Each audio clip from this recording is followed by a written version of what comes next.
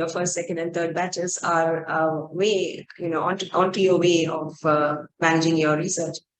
So first and foremost, you're free to interrupt me anytime, because I'm not going to give you my research work and so on. It's the journey of my career more is what Joseph wanted me to talk about. It's more about that than about any particular research topic. And like he said, I'm not a finance person. I'm a labor economist. I work on my latest book is on women entrepreneurship in the Indian middle class. It's with Orion Black Swan. And I have, like he listed, like 7 books and a lot of publications. But that is only because of my interest in. So let me say, why did I choose research? I don't belong to a family that knows anything about academics or research or anything of that kind. When I was doing my MA in economics at Madras University on the beautiful Marina Beach very, very long ago, I came into contact with some faculty and students at the Madras Institute of Development Studies in Chennai, Madras at that time. And I joined them they were analyzing data, or they had collected data and they were analyzing data from some Tamil Nadu villages.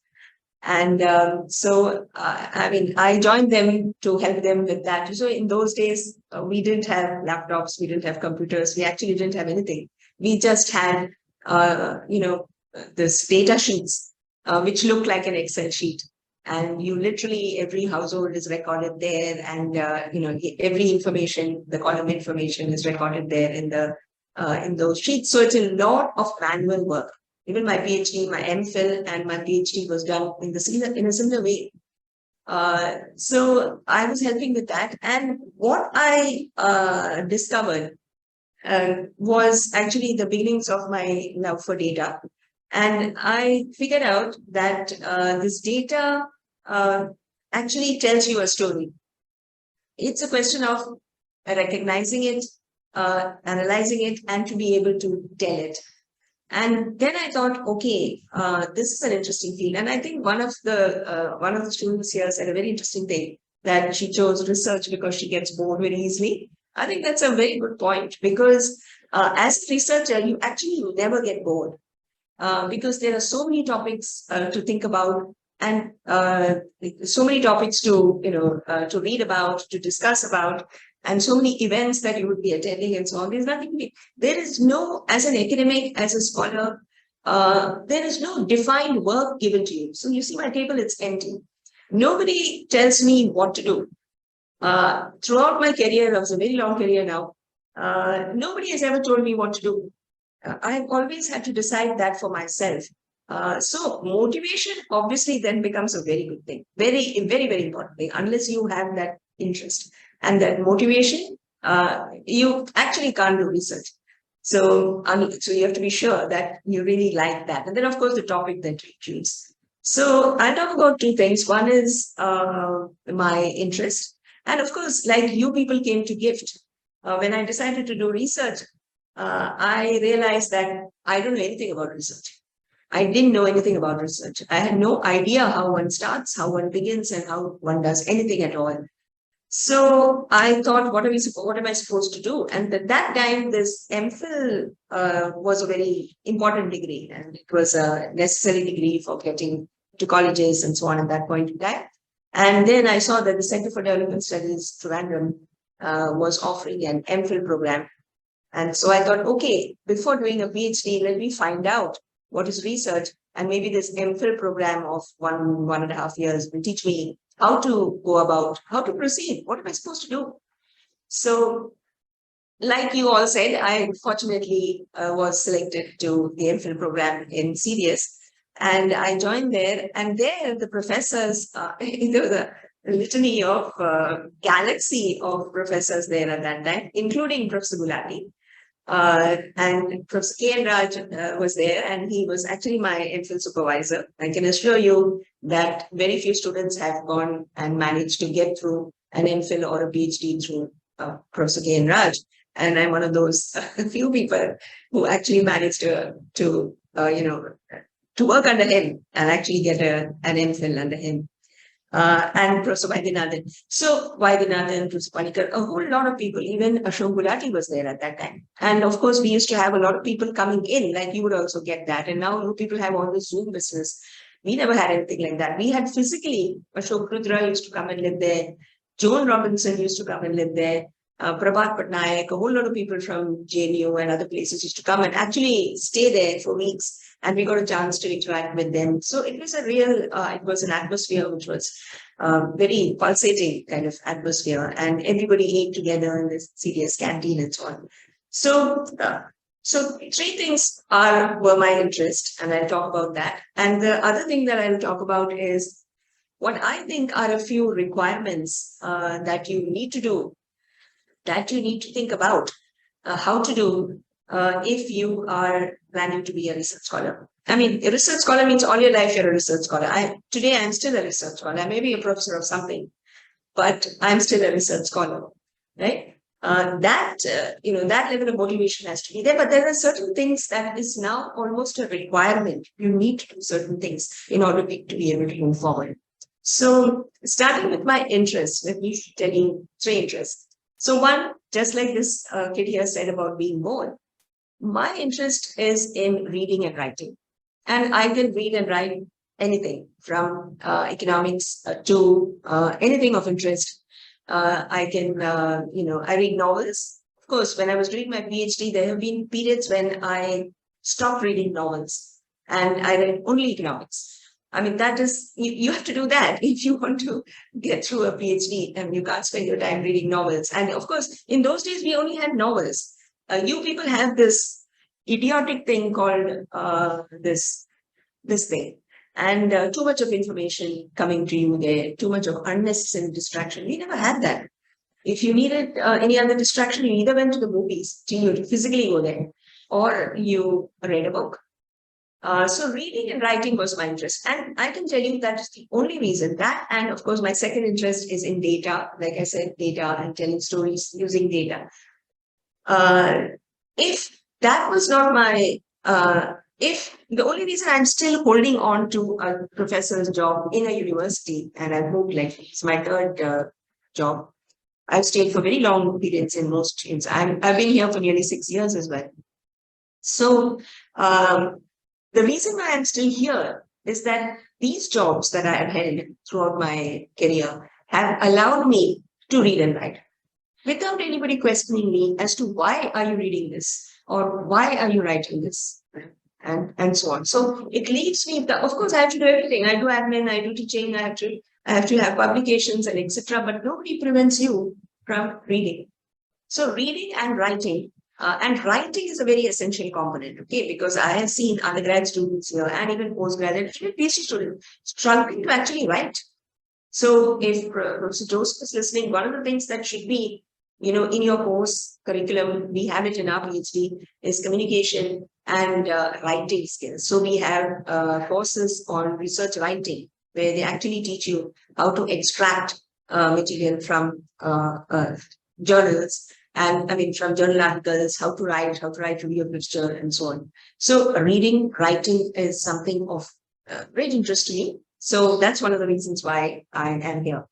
I also write a blog. You can check it out. It's called gmoloni.com. It's very easy to get there. I started writing a blog because I found that after years and years of economics writing, my writing became very stifled. The sense I cannot write a single sentence unless I have evidence, and that is how you are supposed to write in a research or a valid research writing, whether it becomes a publication or whether it is a dissertation or whatever it may be. You have to have evidence. You can't make any loose statements. I cannot say that the growth of this has been so much. You have to give a reference as to who told you that, where did you get that particular figure.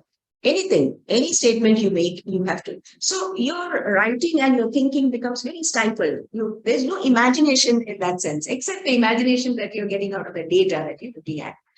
So I said, let me just write for the sake of writing. And that's how I started writing blogs. So then I have, all kinds of themes there. I write travelogues, I write book reviews, I write, just reviews of some art thing that I might have looked at, or just few things. I mean, why can I not stand and stare? Do I have time to stand and stare and this kind of thing? So that's also part of your interest in reading and writing. So that is one of the interests.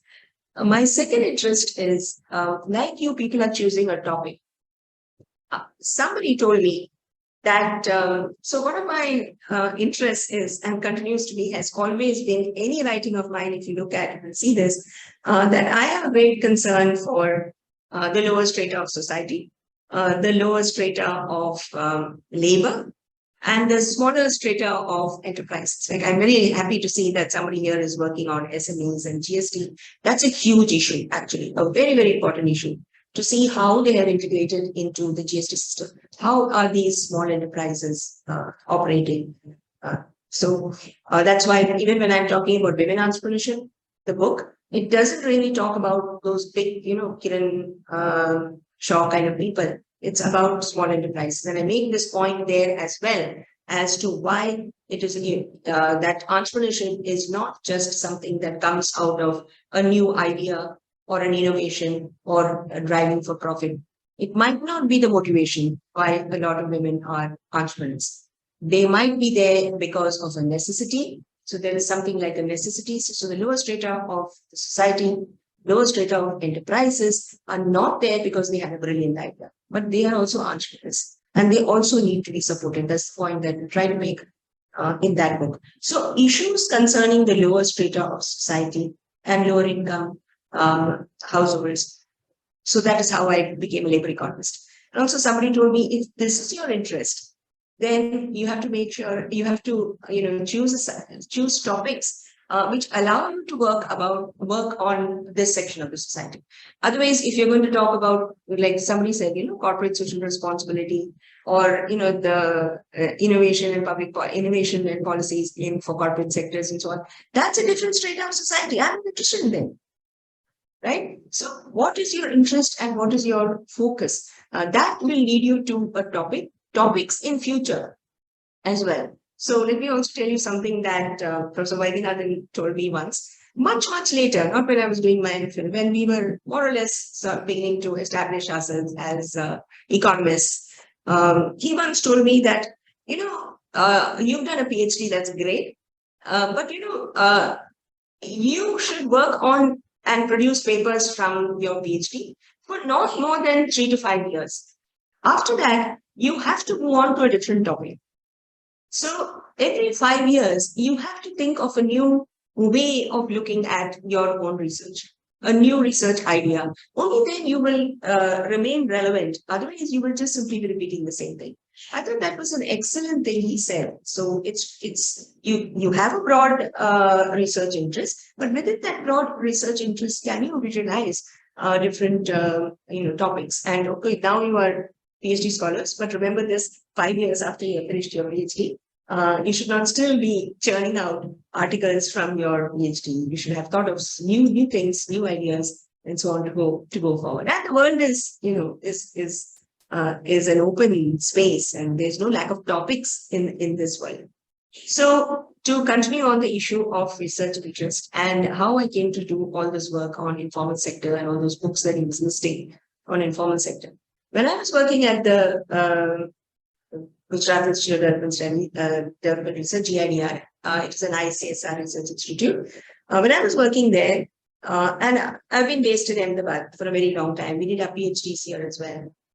So when I was working there, you know that Ahmedabad has a very, very important trade union and organization called SEVA, Self-Employed Women's Association. And the founder of that is Ila Ben Butt. I mean, you must have all heard of Ila Ben Butt, right? Anybody has heard of Ila Ben Butt? If you can raise your hand. Nobody has heard of Ila Butt. Come on, Joseph, you need to have one special session of somebody from SEVA speak to you. Really?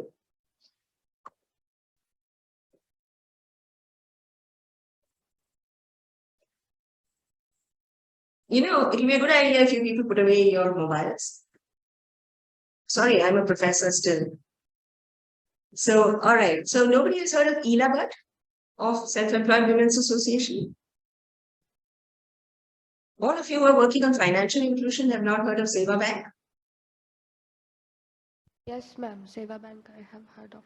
All right. So Ela Butt was a trade union leader to begin with. She's very old now. And she was working with the textile union because Ahmedabad had a lot of textile mills, right? So at that time, before independence and after independence, so she realized that, and she was working in this union of textile workers, and she realized that the women in the textile mills were not getting their due either in the textile mill or in the union. So over time, she set up her own trade union, actually. It took a long time for them to get registered as a trade union, and there's a whole history there.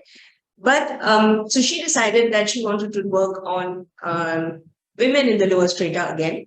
And they call them self-employed women. They would be small enterprises, but they would also be casual workers, rat pickers, street vendors. Those are, of course, enterprises, but also casual labor and so on. She started working with them. She formed this association in the beginning. And now, of course, they have multiple organizations and they work. So she was trying to bring policy focus. So for you people who are interested in policy, she was trying to bring policy focus on this group of people who are at the bottom of the any labor hierarchy or enterprise hierarchy or any kind of hierarchy, and the policies are not really looking at them. So every time she went and told the labor minister or the Ahmedabad Municipal Corporation that this is a very large group of people and you need to focus on them as well. It's not just the corporate sector. The corporate sector might give you more GDP, but it doesn't employ as many people as this sector of the economy employs. So their question would be, okay, so how many? Tell us. Do you know how many they are? Do you know what is their contribution? So she didn't know because she was a trade union worker. She came to the institute where I was working one day, the Gujarat Institute of Development Research, and she asked this question. And her question was, what is the size of the informal sector and what is the contribution of the informal sector to the gross national product? So I thought that was a really very, very interesting question. And nobody at that point in time had an answer to that. So the director of my institute was Professor Praveen Nisaria, who's an economic demographer, who's also my PhD guide. He said, typical male, he said, I can't work with these women, but if you think you can work with Seva, you can take up this issue. I said, sure, I like that. I like the question that she's asking. Let's look at the national accounts statistics. Let's look at the employment statistics. Let's look at the tax data. Let us see what is it that the sector, like she's saying, is contributing. I took leave from this institute. I went and worked with Seva for 1 year. And it was a tremendous boost to my work, the data systems in India. My future research, path was just laid out for me. Before that, my PhD thesis was on women's participation in agriculture, and after that, I had done some work on non-agricultural employment, which is, the articles in the EPW did very, very well. So I went on to this question. I took leave. I went to work with Seva for 1 year, and we did a survey. We started with a survey of Ahmedabad city, trying to see what are these activities. So we did a labor force survey and an enterprise survey, trying to find out what is it that people in the city are doing and how much do they contribute to the city income. So this is one of the books that Joseph was just listing for you, Informal Economy Center Stage. It's a Sage publication, came out, I can't remember now, maybe 2000 or maybe a little before that, 2000 something. So there we made we had a big collaborative thing with NCAER and so on, and a whole lot of researchers we brought in, and various issues with regard to contribution of the informal sector to the economy in terms of employment, in terms of GDP, in terms of taxes, and all that were, looked at, and we brought it out as a book finally. It was a Ford Foundation funded project. And the most interesting thing was my interest in data. the questioning schedule that I used. So another interesting thing about Seva is that they don't just do, small scale work around here and be done with it. They try and, work with and try to build bridges with the policy people. So they are always in contact with, so in this case, it was the Ministry of Statistics, Government of India, and the secretary at that point was very much interested in this idea of informal sector. It also happened to be the time when the International Labour Organization themselves were working on new definitions of the informal sector and then later on informal employment and so on. So, and the Ministry of Statistics so happened to be part of that ILO group. It was called the Delhi group, which was looking at these definitions and so on. So the questionnaire that I used, and many of the questions that you today see in the labor force statistics and in enterprise surveys were questions that we had used and added in that first survey of Ahmedabad city. So all questions with regard to which will allow you to estimate informal sector, allow you to estimate informal employment, which is workers who might be working in the formal sector but do not have any of the social protection benefits like pensions, PPF or anything of that kind. It will tell you, it asks questions about the place of work. So for now, for the first time after, and all these were included in the 99-2000 National Sample Survey Organization in the employment, unemployment survey round. And in subsequent rounds, many of these questions continue to be asked. Another interesting thing that I had discovered at that point was that 30% of the women in the city of Ahmedabad were doing home-based work, and they were doing all kinds of things. They were, making garments, of course. They were doing beadwork and embroidery work and so on.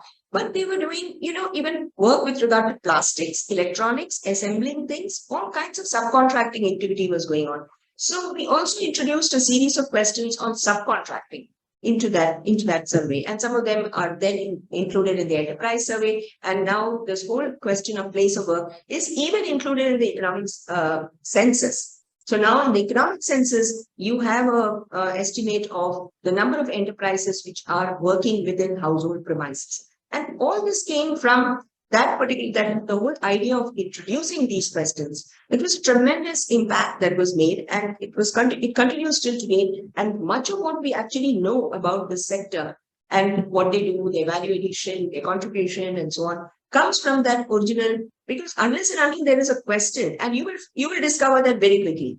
You want to study something, and you discover that there is no data on that.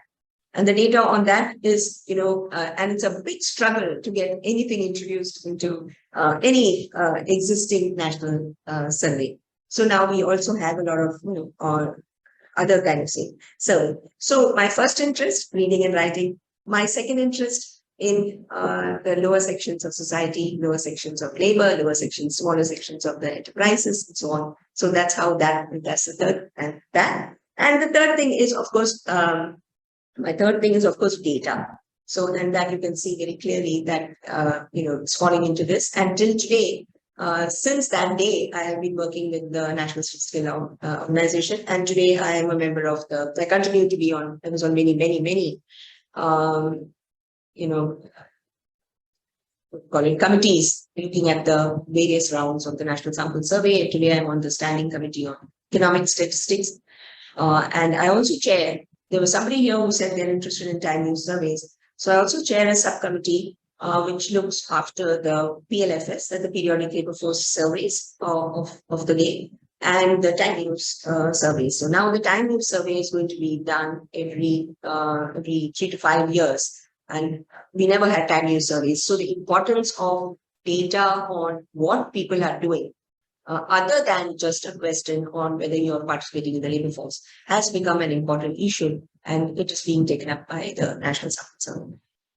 Okay, so does anybody have any questions first before I go on to what I think what the time looks like? You have any questions with regard to anything, data or anything else, or how you would proceed with regard to anything that you'd like to speak about? Or anything you think that is not true from what I said? Ma'am, can you hear me? Yeah. Yes. How did you, Just tell me again who is speaking. Meghna? Okay.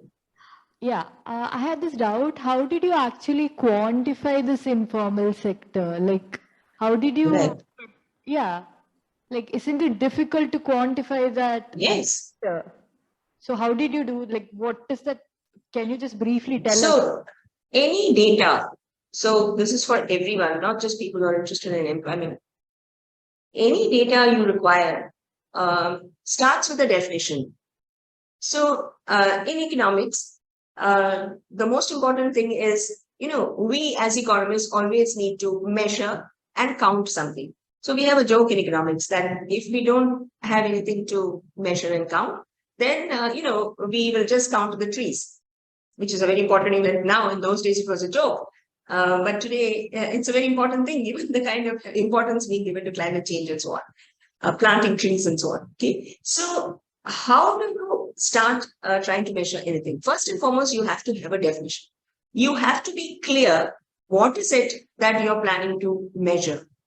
It could be anything, right? So, to do that, you have to first have a definition of informal sector. What is informal sector?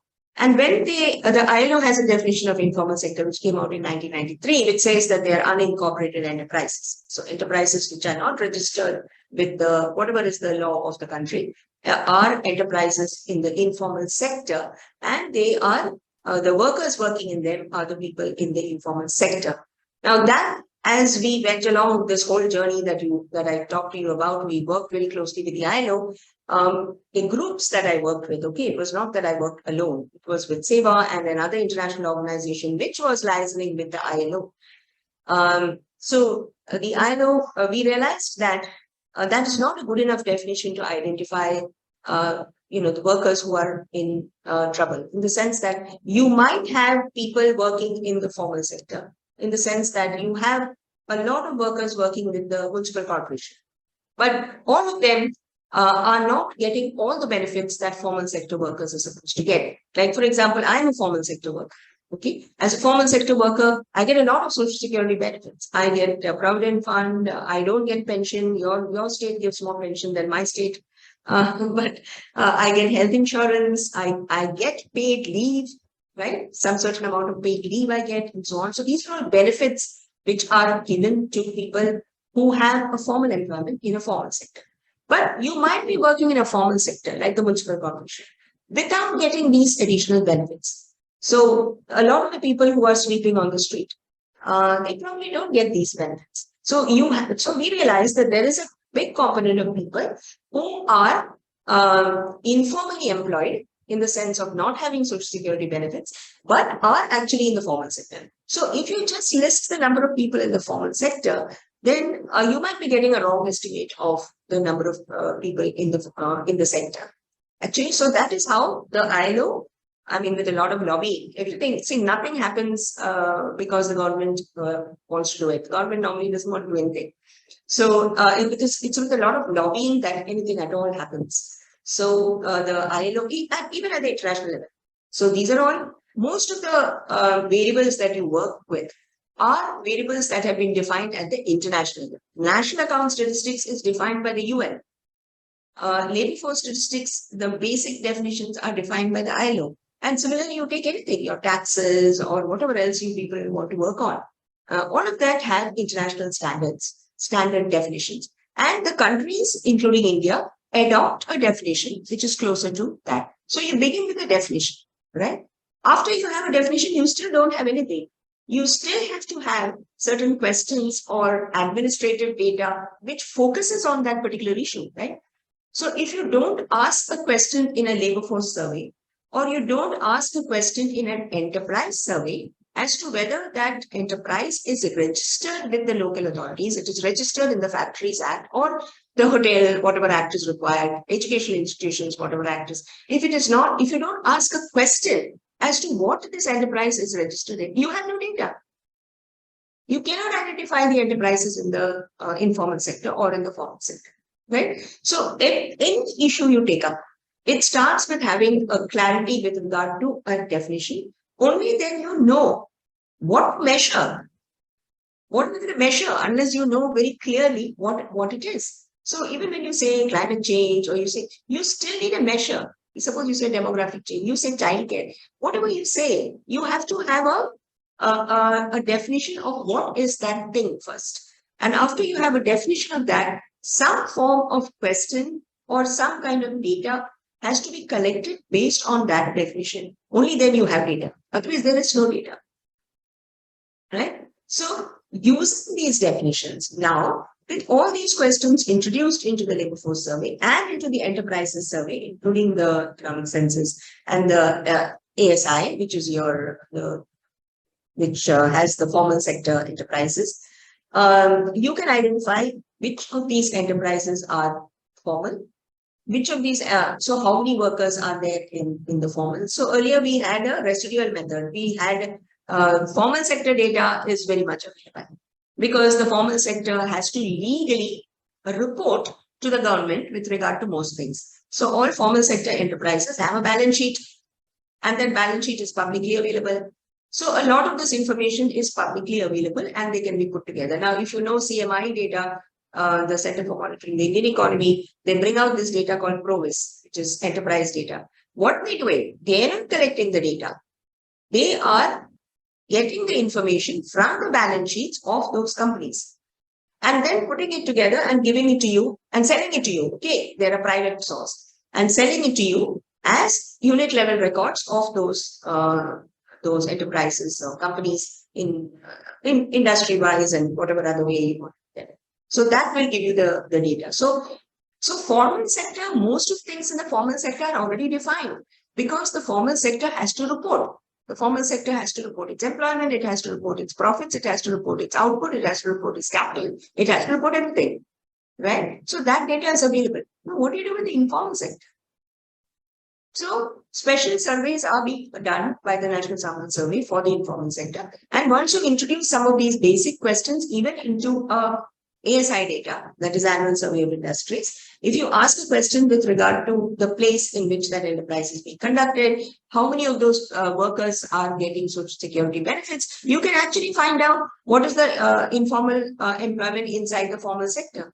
How much of contract labor is there? If anybody has looked at ASI data, and you can ask me, Professor Joseph, contract labor in the factories have been increasing exponentially over the last 2 decades, I'd say, but the last 1 decade a lot, right? So how do you get the data? Contract labor has to be defined, right? Contract agencies have to be defined. So every single thing has to be defined first, and then you work on that. It's very difficult. So we have actually estimated in that particular book the total city income, and then said what is the contribution of the informal sectors. I would suggest I'd ask Professor Joseph to buy the book, and some of you go through some of those chapters, and you'll see how the methodology has been developed, and this has been done.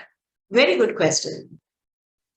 So just besides answering directly your question, I have answered, questions for which might be in the minds of and will affect most of your research. Yeah. Any other question? Hi, ma'am. I'm Shagishna. So Yes. I have a question related to your area of interest, gender. The recent study by McKinsey Global Institute, which was stating that if we can achieve this gender equality by 2030, we can increase this global GDP by $13 trillion. So what my question is like, the recent pandemic that has shown that the fallback for women is very difficult. So, and if the women are ready to come back for the work that they are used to do, but they are not in a position to take the same the work that they had done before the pandemic. And moreover, the employers are not ready to give the same job that they have done. It is in the case of not the government sector or other sector. It is in the case of informal sectors, what you have mentioned. So they are not ready to give them the employment that they are used to do earlier. So what is your take on that? How it can be resolved? Yeah. So first and foremost, as researchers, let me just make a general point that,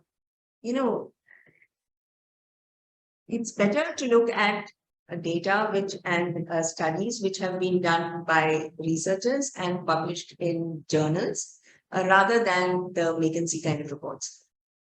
Because these global consultants, I'm sorry I'm making this point to you, but these global consultants like, Boston Consulting Group, McKinsey's, Ernst & Young, they actually, of course, they put together a lot of data, but you have to be careful as to what and how they are and what are they pushing for and what is their agenda sort of thing. So you have to be careful about that. The data is, so like the World Bank has a lot of, collects a lot of data. And if you want international comparisons, then the World Bank data is good. But of course, every data has its limitations. I'm not saying that data that we collect in India is the best. Not at all. Every data has its limitations. And as a researcher, that's the first thing you must think about. Have a critical mind, and your critical mind has to question everything. You have to question the question. You have to question the motive. You have to question the data, the source of the data, and so on before you take anything. You have to first figure out, okay, they're saying this is what it is, but how have they arrived at that? So you need to have a critical mind. So when we say critical thinking in economics, my university is all the time talking about critical thinking because we have a lot of undergrads here as well. And we have an MA in economics and we have an MBA program and all that. So questioning the material which is in front of you is actually very important. But the general point they're making is very correct, what McKinsey is making. But there are many other people who have made that point, that if women are, more women participate in the labor force, like our labor force participation in India is extremely poor. It used to be 30 in rural areas, it's come down to 23 or something. And in urban areas, it's 18 and it's come down to 11. Can you imagine that in urban India, only 11% of the women work? Can you even imagine? You think that every other woman works? But it's true that the labor force participation is low. Of course, there's a huge debate on this and hundreds and thousands of articles on it with every kind of view being put forward. But yes, if all the women were to come out to work, then your GDP would go up, right? But then your question is that women are not getting jobs. Now that's a major question. I think you'll have to go and read some of the literature that is there as to why is it that the labor force participation in India, particularly in South Asia, is very low.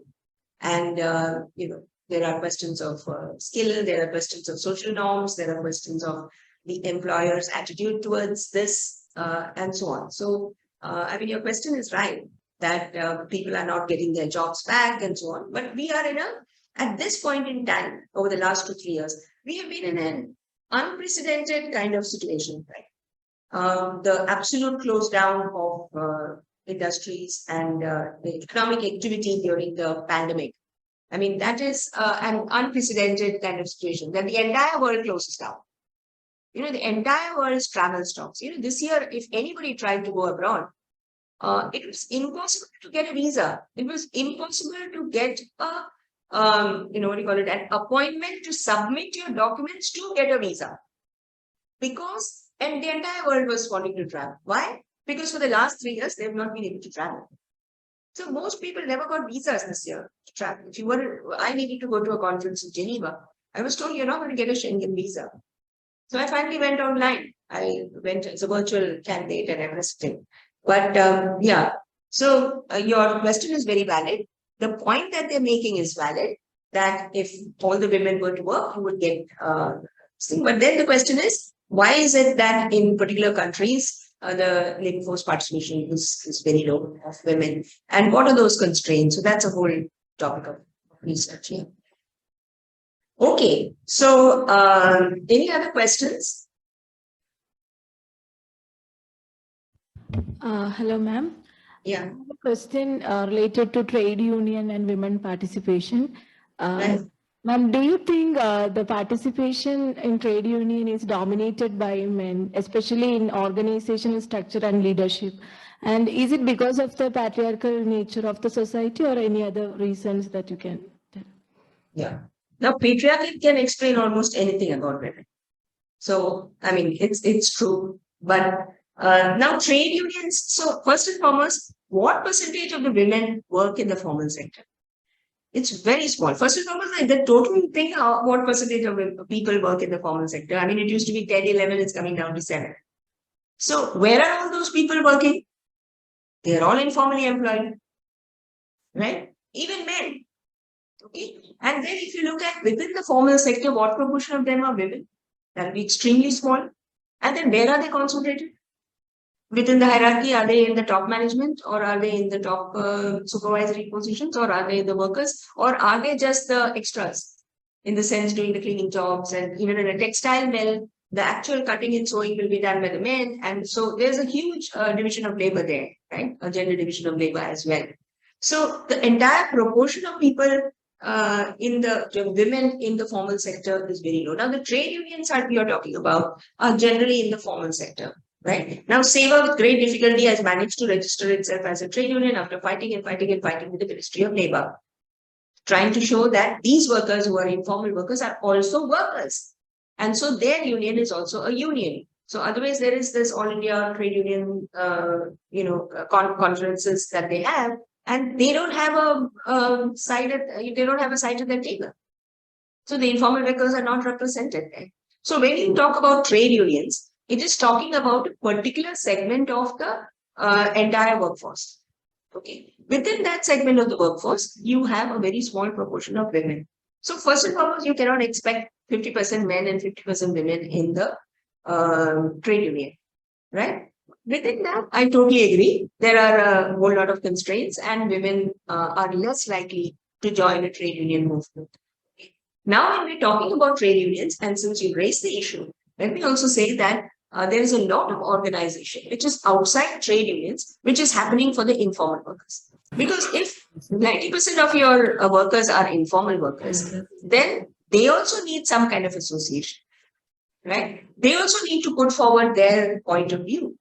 So there are organizations like SEWA, and there are many other formats like member-based organizations and so on, which are, in fact, there is a book coming out from SOAS, which is the School of Oriental and African Studies, something like that, in London. And they bring out a book called The Political Economy of Labor or something like that. And they asked me to write a chapter on organizing the informal workers. And there, there are many other people who have written on it. There are many other people who write on organizing informal workers. So when you're talking about trade union is not the only form of organization. And if trade unions are organizing, they are mostly organizing within a particular sector. Of course, in Kerala, you have had a lot of informal trade unions being things like the casual workers and the BD workers and so on are organized. But then, and they might, Kerala, of course, is an exception. They might even have registered trade unions for these kind of workers, Tory tappers and so on. So, I don't know whether I'm answering your question, but I'll not say that it's patriarchy is the reason why your statistics might be telling you that a very small proportion of trade union members are women. It could just be that there aren't many women there because the women are somewhere else. And then, of course, for the women who are there, which is tiny, a smaller proportion of women are probably participating. There, your question of social norms and so on is true. Yeah. Any other questions? Hi, ma'am. I'm Vipash. Yes. Sure. I was just thinking about if we work towards increasing the labor force participation of women in the formal sector. So there comes a point where the so-called burden of household work would be shifted to, the domestic workers. And then their vulnerability would also be at stake because they are, again, a part of the informal sector. So what would you say about that? How could that be tackled? So let me tell you that just a few days ago, I'll send that article to Joseph and maybe he'll share it with you. There's a very famous professor called Veena Agarwal. You've heard of her. She was at the Institute of Economic Growth in Delhi, and then she's a professor in Manchester and all over the place. And she's got 100 awards. One of her very, very early books was called A Field of Her Own. It's one of the books that I read when I was doing my PhD. 10 volume. Very, very interesting research on land rights to women. Okay. So she has an article in the Indian Express a few days ago on this childcare issue. And she is arguing there. And let me also say that we have a small group of what we call feminist economists. It's called FESTIC, Feminist Economists Speaking Together in Delhi or something like that, some group like that. Very small number of people, maybe 30, 40. Originally, they were in Delhi, but then when this pandemic started, they're all over the world now because we can meet on Zoom. There was a very, very strong objection to her argument. Now, what was her argument? Her argument was, you read that Indian Express article, it's very interesting. She was saying that we have been having a demographic transition or fertility transition in our country. So Kerala is one of the first. What does that mean? I don't have time to keep on asking you what all these things mean, so I'll just tell you myself. That the number of children born to women of reproductive age has been going down. So the number that we would like to have is 2.1, which is basically what we call replacement fertility. Okay, so there are two people, a husband and wife, they produce two children, so they are replacing the labor force, right? So those mother and father are going to die one day, so you replace. So Kerala has gone below that, and all the Scandinavian countries have gone so low that they don't have any children born at all. So for years. And so her argument was that since the fertility rates are going down, over time, the childcare burden of women will go down. Also, age of marriage is going up, the age of having children is going up. So when all in all, the number of children that are going to come into the scheme of things is going down. And so we have to worry less about childcare, and we have to worry more about the demand for work, the question that the child asked just now, whether people are wanting to employ women or not. Of course, then it will depend on the skills that they have and so on, right? So her argument is correct in a macro sense, okay? Because yes, childcare is not an issue in Scandinavian countries where there are no children, right? So, but in our country, until today, particularly for the lower sections of society, it is an issue, right? So there was a huge pushback so this so-called feminist economist group has a lot of people from activist organizations also. So Seva is represented in that. Other women who are academics maybe, but work with NGOs, like I have done that myself quite a bit. I still do it because that's how you work on the ground. Otherwise, you just read what is written by, vacancy, and it might or might not be the truth. So there was a huge, discussion there, and it continues still today. They were very unhappy with Veena Agarwal's argument because she said that childcare is not going to be an issue in the future because in the future we are going to have less children. So what was the problem there? Was Veena Agarwal saying the wrong thing? Or were the women from the grassroots organization saying the wrong thing? Can somebody tell me what is that problem there? Who was right and who was wrong? Or was...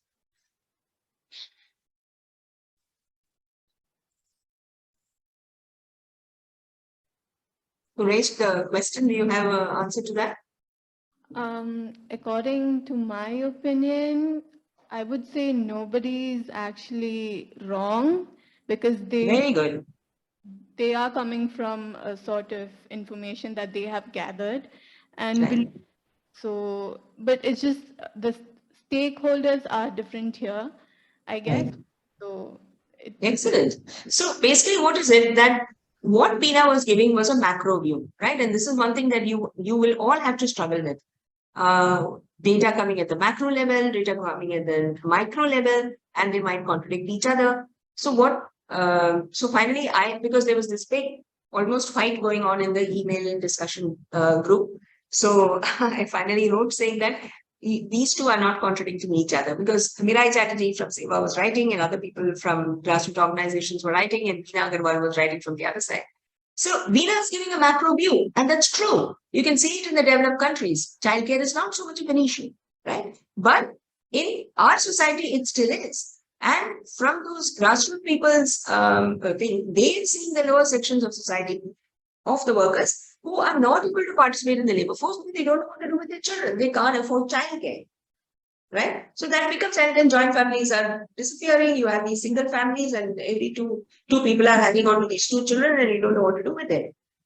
if you want to go out to work, right? So this is actually so whatever question you ask, also you have to visualize it from a macro view and a micro view.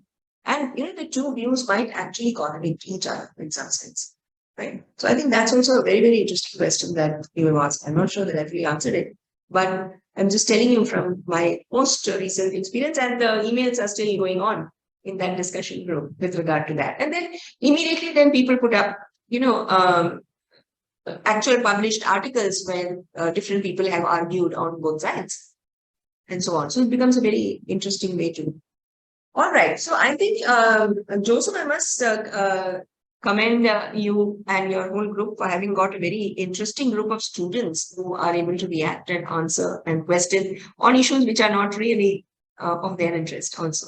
So that is what makes a scholar, all right, to be able to. So now let me just talk about 2 or 3 things that are things that I think that as research scholars, through your career, not today, through your career, that you should be doing. One is teaching. See, one of the mistakes that India has made is to separate the universities from the research centers. Both, they have done it both to science, the CSIR labs, and now, of course, they're trying to, again, recreate by making these ICER institutes and so on, where there is both teaching and research going on. And also, hi, good morning, Pulin. Am I cutting into your talk? Joseph?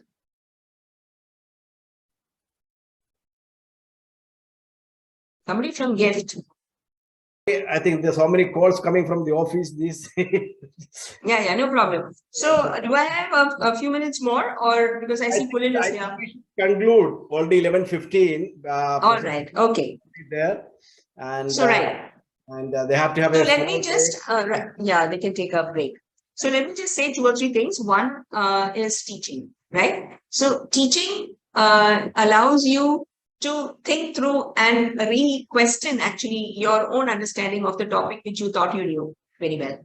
Because you go to class and you're teaching a topic which you thought you knew everything about, and the questions that the students ask, and also when you look at those topics again, whether you're teaching finance or any version of finance or economics or whatever, teaching is one thing that is a very also.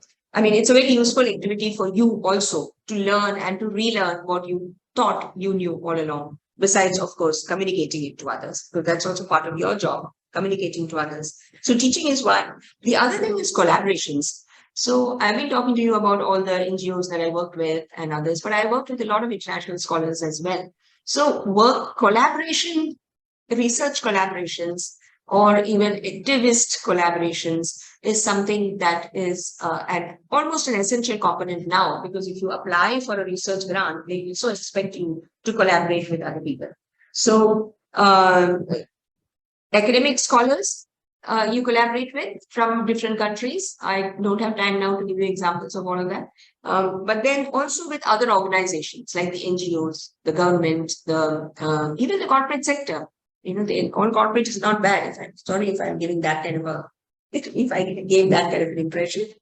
And then policy related work. Now, a lot of people ask me, how do you do policy related work? Well, there are 100 ways in which you do it. And let me assure you, anything that you prepare as a document for a policy, if anybody allowed you to do that, is not going to necessarily be taken by the government. Okay, so that is like I worked with this National Commission for Enterprises in the Informal Sector. None of their recommendations were taken by the government, whereas it was a government-constituted committee, right? So so it happens, but then over time there is a learning, and you might not get it right there, but over time it might happen. So the way I have been relating to policy is through data. Because I gave you a long explanation about how working with the National Sample Survey, improving their data collection methods, and is providing data to the community as a whole, right? So you're able to ask a whole lot of questions which you were not able to ask earlier. So that is also a kind of policy work. You're not actually writing a policy document, but you're enabling a policy, evidence-based policy work to be done. So collaboration, teaching, policy work, I think are some of the requirements that you should be, willing to willing to do, and you need to do really if you want to move forward. Okay, I think with that, I'll stop now because you need a break. And I enjoyed talking to you, and I'm so glad that many of you had so many questions to ask. And I hope I was able to answer some part of your answers, your questions, and that others who did not ask the questions also learned from the generic points that I was trying to make with regard to the questions that the students were asked. Okay, so thank you all, and thank you, Joseph. So I think I think the statement of the day is that you think that you have not answered all the questions. That means there are questions remaining. That's wonderful, I must say. I think that is perhaps, and I'm sure you could have gone on because there could have been many more questions. Oh, yes. Particularly how you, as a shaping of a scholar, by your involvement with the Seva, these are you are not a professor by sitting in an armchair and in the campus and doing research. And as a scholar, what is the relevance of engaging with people to become a true researcher? There are a lot of things. So thank you very much. I am very sure we will have opportunities to benefit from you through more direct and personal interaction. Thank you very much. Sure. Thank you. Thank you all, and enjoy your journey. Thank you, ma'am. Thank you. Okay, bye, Arvind. Yeah, bye-bye. You may have a break. Dash, Professor Pulin Naik will be joining at 11:30. Yes, sir. I think they should be given a break.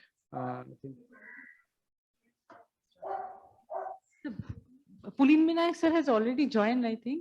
So, but I'm not able to call anyone because my electricity is gone here. My inverter connection is still on the ground floor. So I don't have an inverter connection, unfortunately, in my study room. So Sir, Professor Pulin Naik has already joined.